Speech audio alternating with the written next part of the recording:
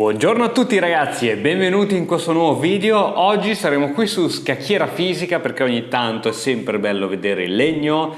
Qualcuno sicuramente poi dirà: bella la scacchiera, dove l'hai presa? Il link in descrizione, troverai tutto, quindi vabbè, so già che leggerò comunque una ventina, trentina di commenti di questo tipo. Scherzi a parte, andiamo a vedere un finale che devi assolutamente conoscere, che però non è così scontato. Quindi adesso armati di pazienza, ti mostro la posizione, poi ti chiedo di stoppare il video, cerca di risolverla nella tua mente e poi andiamo a vedere se è fatto in modo corretto oppure no. Si parte!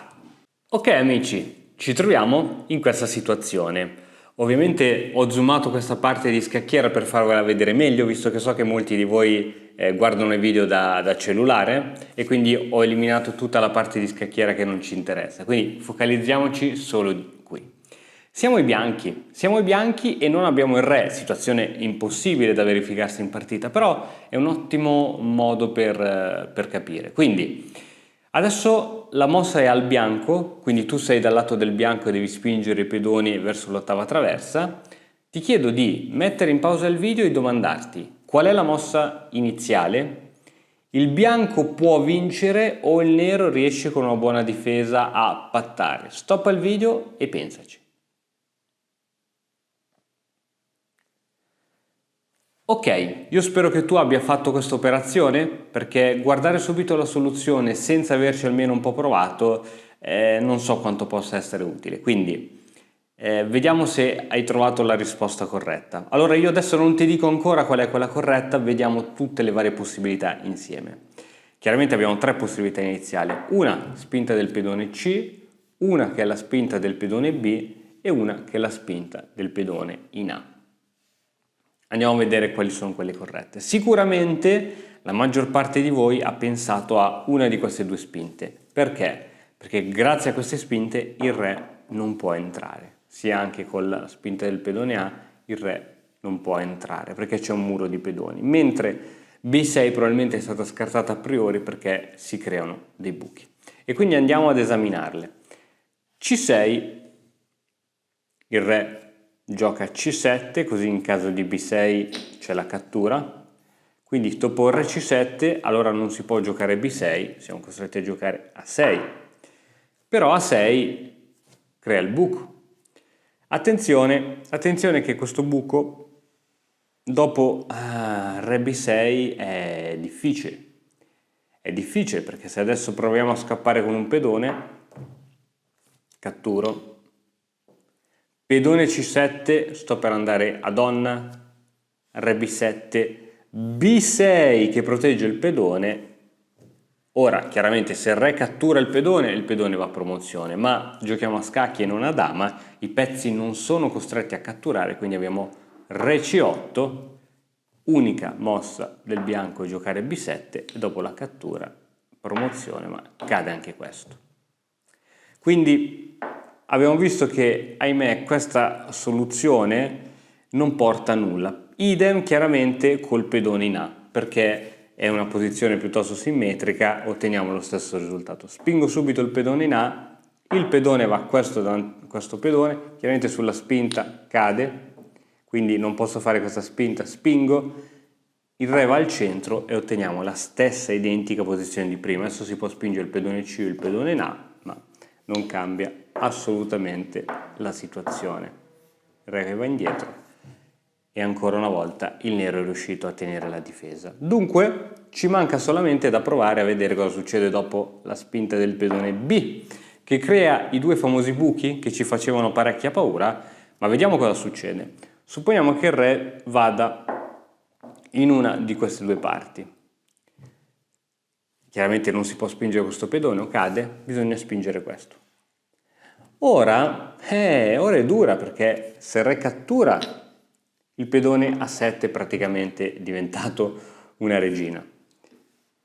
E quindi eravamo qui, ma se il re non cattura, purtroppo queste case sono controllate dai pedoni, comunque si riesce ad andare a regina. Quindi mi vuoi dire che la soluzione pedone B6 è quella corretta? Vediamo, perché pedone B6 adesso abbiamo esaminato che cosa accade sull'entrata di re. Ma il re non è costretto a entrare, il re può andare in B8 e a questo punto la mia domanda è: come si continua? A6. Attenzione che questi pedoni fanno una barriera dove il re non può avvicinarsi. Re in A8 e ora come si vince? Ci sono due strade, una forse più semplice che è data da pedone C6, la barriera continua ad esserci, il re è costretto a ballare in ottava traversa, re in B8 e adesso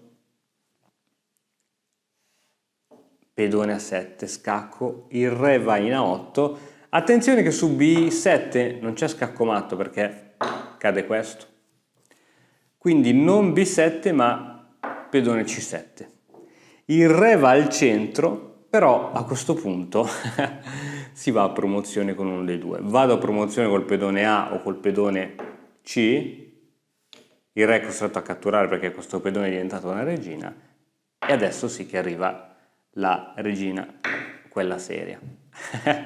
Ok, dunque, questa era la prima soluzione, la seconda soluzione te la faccio vedere subito.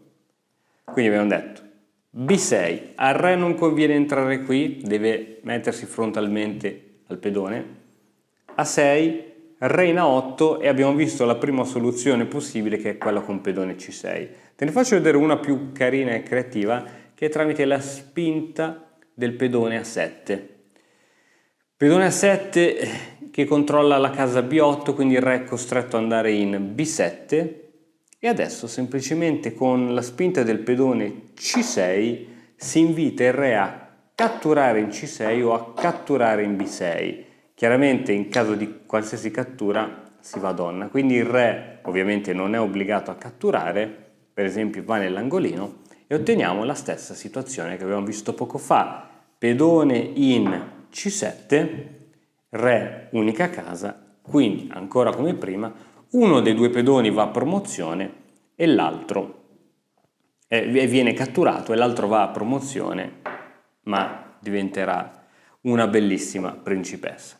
Bene, io spero che questo piccolo esempio ti sia piaciuto, è un esempio che può capitare, un tipo di finale che viene chiamato finale elementare, ci sono tanti altri tipi di finale elementare che devi assolutamente conoscere per evitare di buttare partite, perché poi fare una partita eccezionale, arrivare in un finale con uno o due pedoni in più, non sapere come sfruttarlo ed è un grande problema, oppure puoi ritrovarti con qualche pedone in meno e non sapere come pattare nonostante ci sia il modo dalla teoria per pattare. Quindi sono importantissimi. Se vuoi approfondire all'interno dell'Accademia di Matto Scacco trovi il corso Pedone Killer e se inserisci il coupon Pedone15 hai il 15% di sconto sull'acquisto del corso. Io spero che il video ti sia piaciuto, ogni tanto tornare alla scacchiera reale fa sempre molto bene e niente, un grande saluto e ci vediamo alla prossima qui sempre su Matto Scacco da Christian. Ciao!